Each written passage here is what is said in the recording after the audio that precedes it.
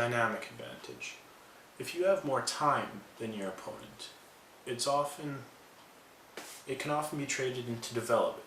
And development is how quickly your pieces get out and the squares that they get onto being ideal. So a6 is interesting. It prevents bishop b5, but it's inaccurate, I would say. So I played an interesting move, queen d4. I played this actually because I was worried about one of his moves. This isn't as much a move to my advantage as it is taking away one of his.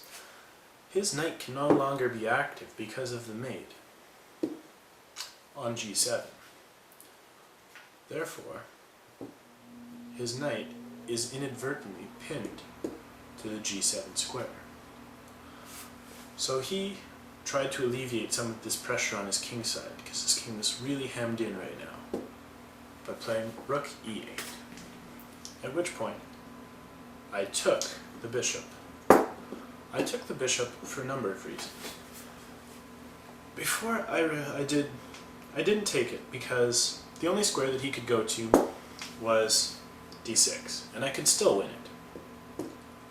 But now, he has the f8 square. And as I said before, fian shadowing a piece is often fian shadowing a bishop is often a very strong way to play it.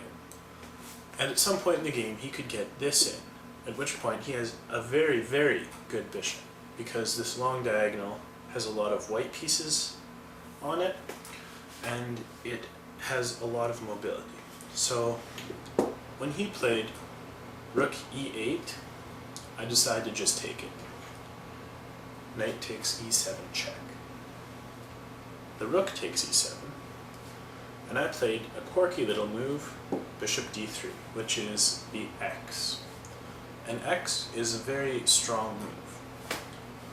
So right now I have a lot of threats, and I will have even more in the next move. This is really only illustrated the next move, because his knight is having more and more pressure put against it. The more pieces that I line up attacking his king side, the less safe it becomes. So right here he played queen f8, which is an inaccurate move, but it's hard to find something that's really good in this position. Right here I played queen h4, very strong move. Now he has quite a few ways to play this, none of which are good. He could play the knight to some weird square, like maybe here, protecting against this knight. However, since my bishops right now are attacking this on both sides, this is mate. So he still cannot move the knight. I thought that this might be an interesting way to play it. I win a pawn, but not much more. After this exchange, black's rook is slightly shaky, but he could play a move like rook a e8. After, of course, he guards the pawn, maybe possibly something like this. I'd probably double up, and then this. We both have our rooks on open files, except mine are better because mine is on an open file, whereas his is on a semi-open file. Now a semi-open file is a file that is open except for there's a pawn in the way. There's only one pawn in the way. That is the definition of a semi-open game. But he didn't play this.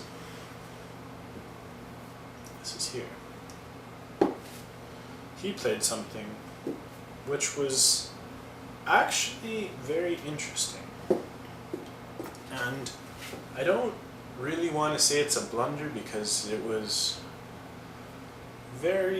created a very interesting dynamic.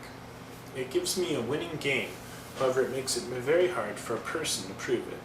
A computer would have had no problem, but it was interesting. He chose to play rook e4. Now this gives up the exchange, because I play bishop takes e4, he plays knight takes e4. Now, as you can see,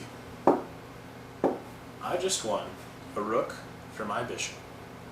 A rook is worth 5, and a bishop is worth 3. So, by any mathematical means, I just won 2 pawns worth of material. However, this is a very bad way to look at things, because material, like so many other things, is dynamic, and it's subjective to the given position.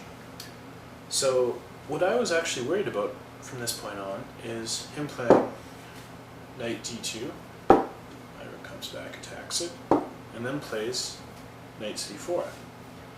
It's good for me. I'll still have chances to play stuff, but he's taking away my open file and attacking my bishop, and it just means that my going at things is going to be a little bit slower. So while I did gain the exchange, he gained an advantage, possibly psychological, but an advantage nonetheless. So he played knight takes e4. After this, I played rook c7. This is a very strong move, and it plays true to a lot of principles in chess, such as rooks belong on open files, and once they're on the open file, the 7th rank. A rook on the 7th rank is called a pig because it has a tendency to eat so many pawns. So I played rook c7 with the intent of doubling my rooks. I played rook c7. Now this doesn't work right now, because after rook takes b7, he plays here, I take here. As you can see, I gave a rook to gain 2 pieces. Both of these are worth 3, so this is 6 and this is worth 5, so I still gained a pawn. Plus my rook is fairly active, so I was okay with this. He chose not to go into that fairly wisely. He chose to have his rook stay on the 8th and his knight at the good central square e4. Okay, so this is here. Rook c7. He played knight d6. It's hard to say this is a good move. It's hard to say it's a bad move too, because black is really running out of options.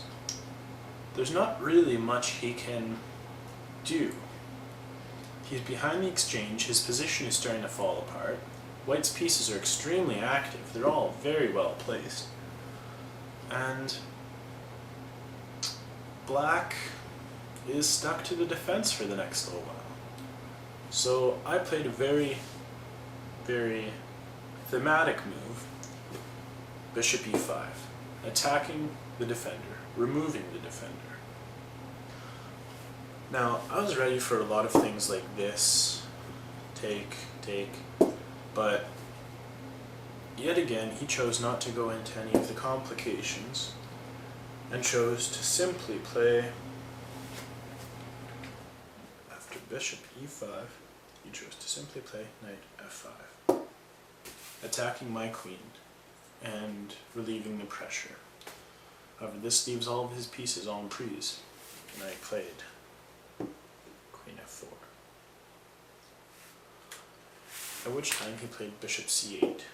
Everything's hanging, but it's hanging by a thread, and I'm sure you can feel it. His position is very shaky.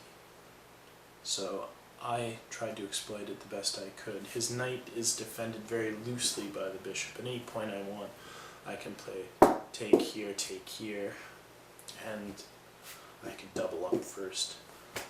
It's just a very, very shaky position. So everything's hanging just by a thread. Bishop c8. I played a really, really interesting little move here. I played e4, forking the pawn and the knight. And this is key because I was always worried about this pawn and his coming to the c